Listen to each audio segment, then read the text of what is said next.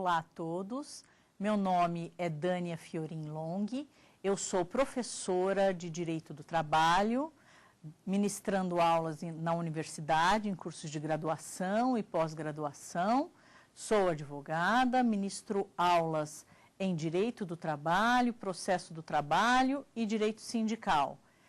Eu venho aqui no programa Saber Direito Responde, depois de ter ministrado o curso de Direito Sindical no Saber Direito. E aqui foram selecionadas algumas questões que são pertinentes à matéria e eu venho responder a todos. Então, vamos aqui à primeira questão. A primeira questão diz: qual a natureza jurídica das centrais sindicais? Então, quando se fala em central sindical, o próprio nome central sindical te leva a acreditar que seria também um sindicato de nível superior, uma entidade sindical de nível superior. Quando se coloca sindicatos, eu tenho sindicato de base territorial, de no mínimo município, depois eu tenho entidades sindicais de nível superior, as federações, que são formadas por meio da soma de mais de 5 sindicatos, e depois as confederações, formadas por 3 federações, no mínimo 3 federações, com base territorial da União. A central sindical, ela não faz parte desses sindicatos de nível superior. A central sindical, ela representa os sindicatos em órgãos tripartites e tem uma natureza de associação, natureza privada de associação.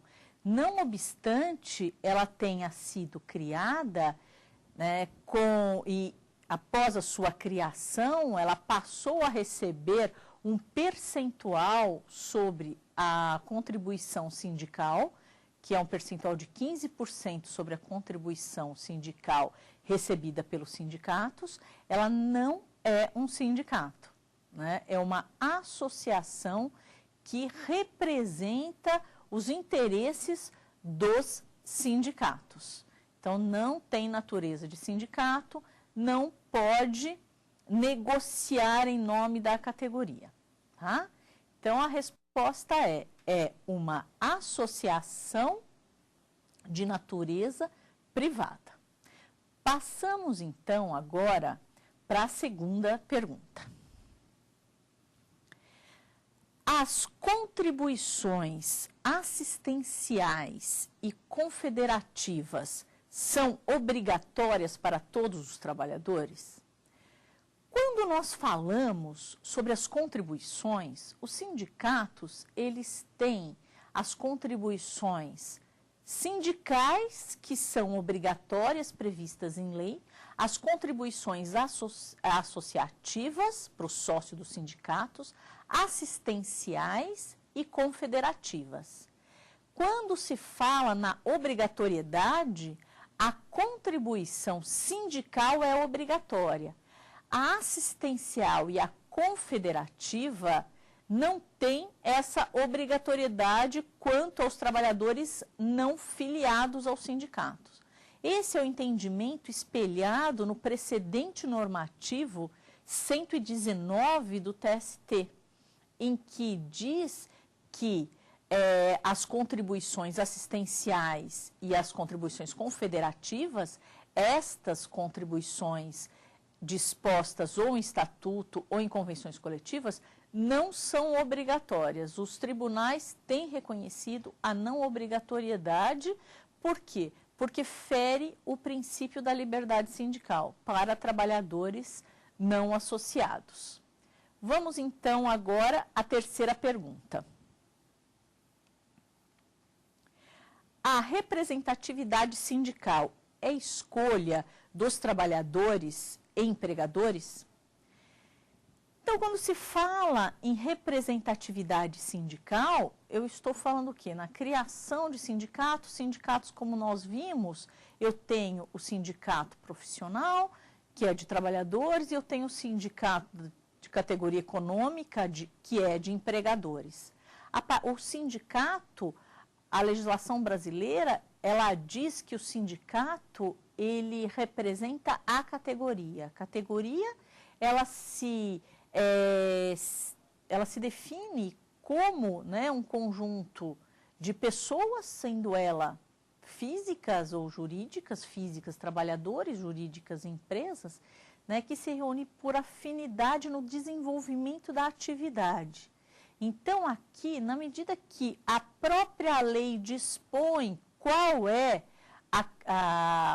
o critério de criação de sindicatos, a representatividade sindical ela não se torna facultativa, né? Então, a representatividade sindical ela não é escolha do trabalhador ou da empresa, ela é compulsória.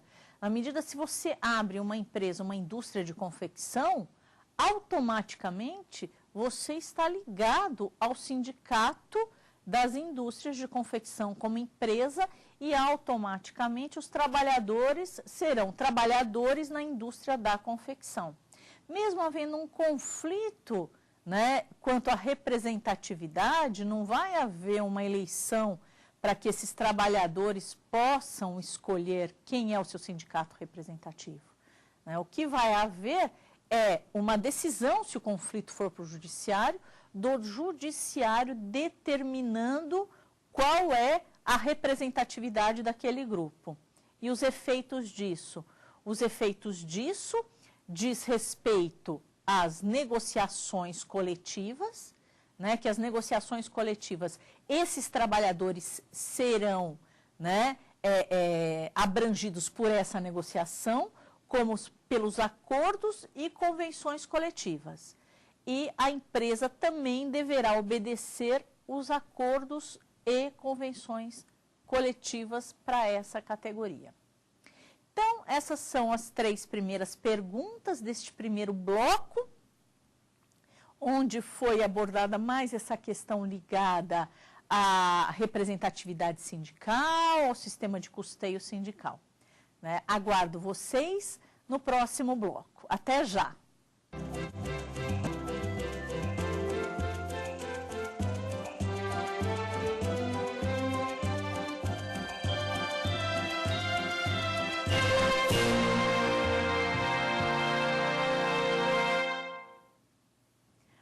Olá novamente, continuamos então aqui no programa Saber Direito Responde com as questões, segundo módulo, com as questões ligadas ao módulo de direito sindical que foi ministrado durante a semana. Agora eu trago mais 4 questões para vocês, né, pertinentes à matéria. Vamos lá.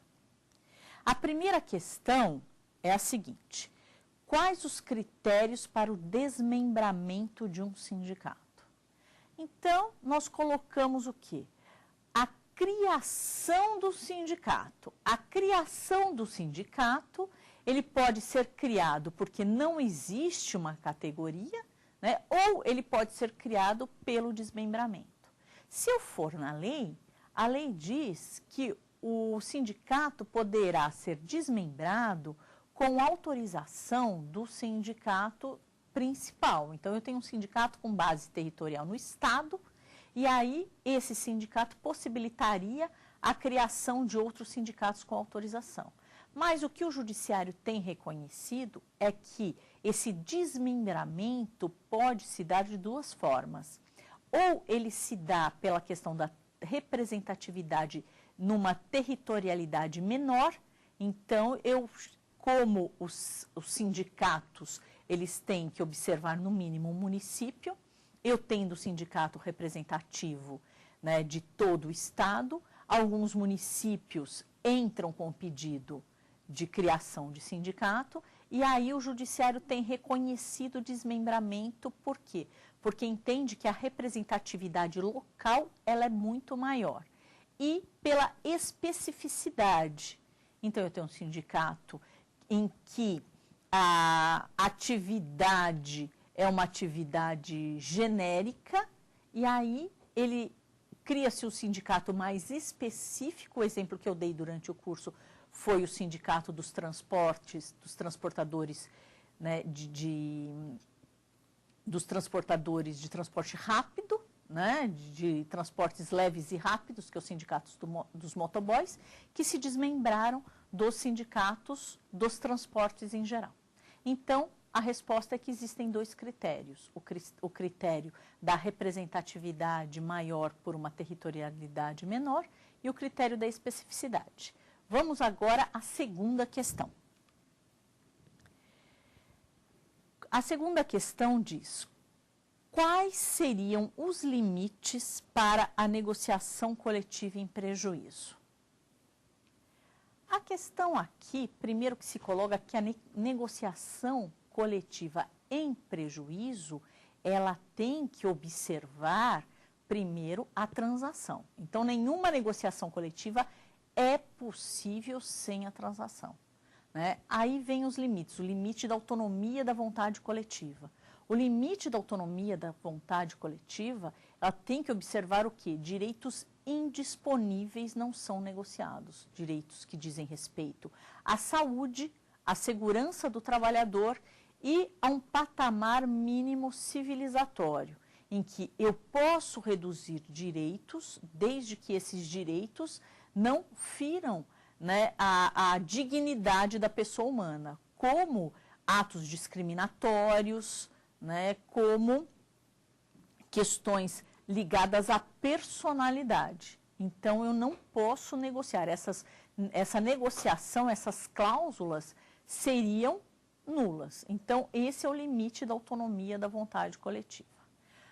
Passamos agora, então, para a pergunta seguinte. Tendo um trabalhador, né, de categoria diferenciada na empresa, a convenção coletiva que se aplica é da categoria diferenciada ou da categoria majoritária? Então, a gente vem à resposta. Aqui, a ideia é a seguinte: quando se fala na aplicação da convenção coletiva, qual a natureza jurídica da convenção coletiva? A natureza jurídica é corpo de contrato e espírito de lei. Eu não posso aplicar uma convenção coletiva que a empresa não tenha participado, que não seja signatária. É o mesmo sentido dos contratos. Então, eu não posso pensar na regra da aplicação da norma mais benéfica. A regra, por quê? Porque não há conflito de normas. Aqui, a regra é a especificidade. Quando há um conflito de normas, em primeiro lugar, como eu já esclareci anteriormente, se vê a questão da temporariedade, do tempo, né, se ela é válida no tempo ou não.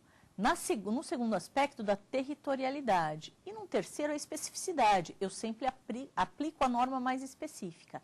Nesse caso, o que se observa é o quê?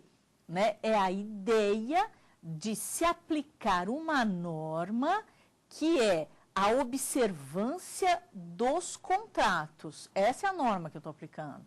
Então, eu venho e aplico. Qual é a regra? Eu tenho um contrato coletivo lato sensu, né? A empresa, ela assinou o contrato? Não, não assinou. Então, ela vai aplicar da categoria majoritária. Se ela fez parte, representada pelo seu sindicato patronal, né, da convenção coletiva da categoria diferenciada, então, aí sim, ela aplicará a da convenção coletiva. Vamos ao exemplo do motorista. Eu tenho um motorista numa indústria têxtil, né? Eu vou aplicar a convenção da indústria têxtil ou a convenção do motorista? Se na convenção coletiva do motorista, quando foi feita, né, tinha o sindicato patronal dos transportes e tinha também, né, o sindicato da indústria têxtil como parte, ele aplica da categoria diferenciada. A regra é: não tem direito aos benefícios da convenção coletiva da categoria diferenciada se o empregador não participou, não foi representado naquela convenção. Tá? Então, passamos agora à quarta pergunta. Podem os sindicatos, patronal e de empregados determinar o valor da contribuição sindical nas convenções coletivas? A resposta é não. Por quê? Porque a natureza da contribuição sindical é tributária. E quem pode determinar tributo é apenas a lei. Assim, não pode haver a determinação das contribuições sindicais, sendo ela de empregados, sendo ela patronal, através de uma convenção coletiva. Né? Só pode ser aplicado através da lei. Bem, esse foi o nosso segundo módulo, respondendo a 4 perguntas e apresentarei, espero vocês no próximo módulo, respondendo a mais 3 perguntas aqui no Saber Direito Responde. Até já!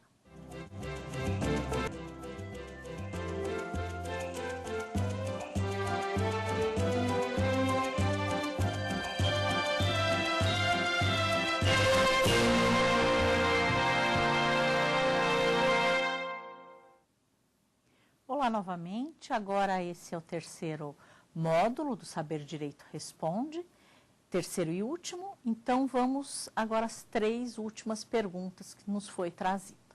Primeira delas, os empregados durante uma greve podem ser substituídos por outros para o exercício das atividades paralisadas? Resposta objetiva, simples, não num primeiro momento. Mas o que deve ser observado? A lei de greve, que possibilitaria essa substituição em algumas hipóteses. Eu trago como exemplo a hipótese do que? Em que a lei determina que em situações como a possibilidade de causa de grande prejuízo para a empresa, os empregados devem manter um número mínimo trabalhando para que não cause um prejuízo irreparável. Lembrando, a greve é um direito de causar prejuízo para o empregador, mas não um prejuízo irreparável, como, por exemplo, que eu até cheguei a dar durante o curso, que seria a utilização de uns fornos, né, numa metalúrgica ou alguma indústria, que a paralisação desses fornos poderia gerar um prejuízo irreparável. Então, aqui eu posso substituir esse pessoal para atender somente essa demanda, somente nesse sentido. Aí sim eu poderia substituir esses trabalhadores. E quando se tratar de atividade essencial, onde há prejuízo à população, que o Sindicato dos Trabalhadores não observou esse mínimo destinado à população, aí é o poder público que faz a intervenção e o poder público que poderia substituir esses trabalhadores. Mas, de forma geral, né, o empregado ele tem o quê? Garantido o direito à greve.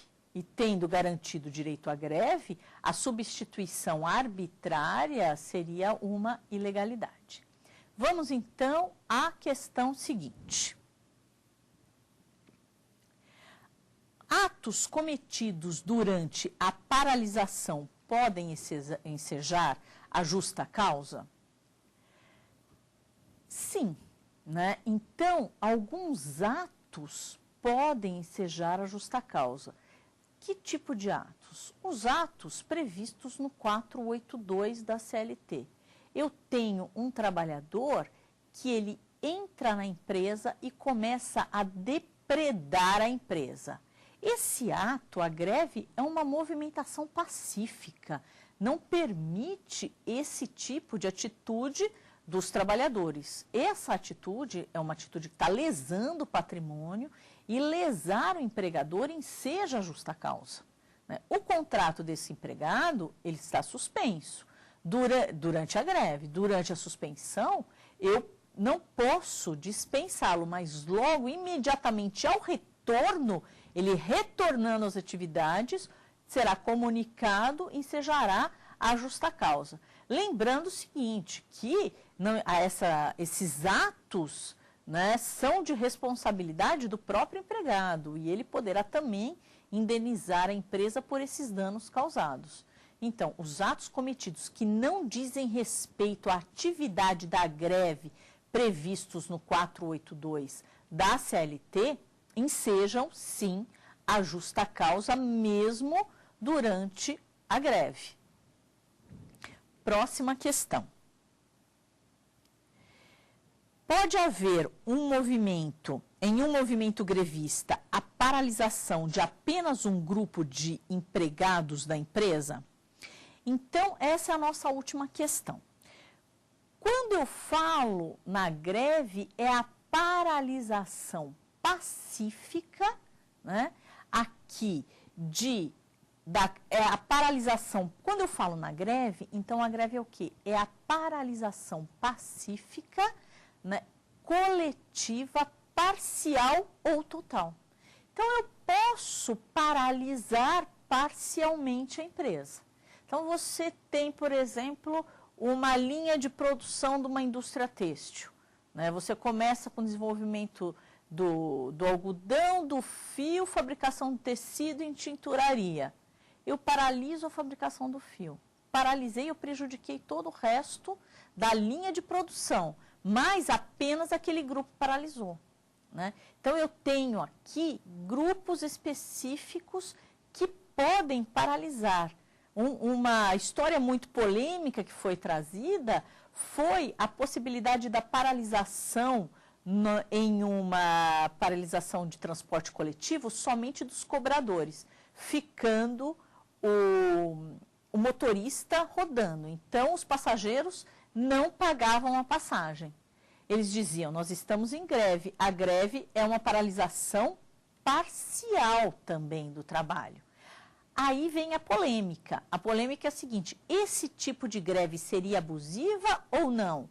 Né? Então, aqui, né, sempre houve uma divergência muito grande. Se há possibilidade de paralisação parcial, sim, essa greve não seria, né, abusiva. Ou não, essa greve seria abusiva porque ela está causando um prejuízo maior ao empregador do que a própria paralisação, como numa empresa de tecido que paralisa o grupo, não fabrica tecido, não vende tecido. Então, aqui a paralisação parcial, ela é possível sim, eu não preciso, né, encerrar aqui, eu não preciso fechar uma greve só com a empresa inteirinha paralisada, e somente parte dela. Tanto é que quando existe a paralisação, é proibido agir de forma persuasiva a impedir o sindicato que os trabalhadores entrem na empresa. Isso fica à escolha do próprio empregado. Então, essas foram as perguntas apresentadas, né, no nosso Saber Direito Responde. Agradeço, né, pela atenção de todos. Espero que tenha colaborado com o conhecimento de vocês nesse sentido e aguardo vocês numa próxima oportunidade. Até breve, né? Quem quiser assistir a esse programa deve acessar, né, novamente, né, além daqui, o YouTube, www.youtube.com/Saber Direito Responde. Abraços a todos.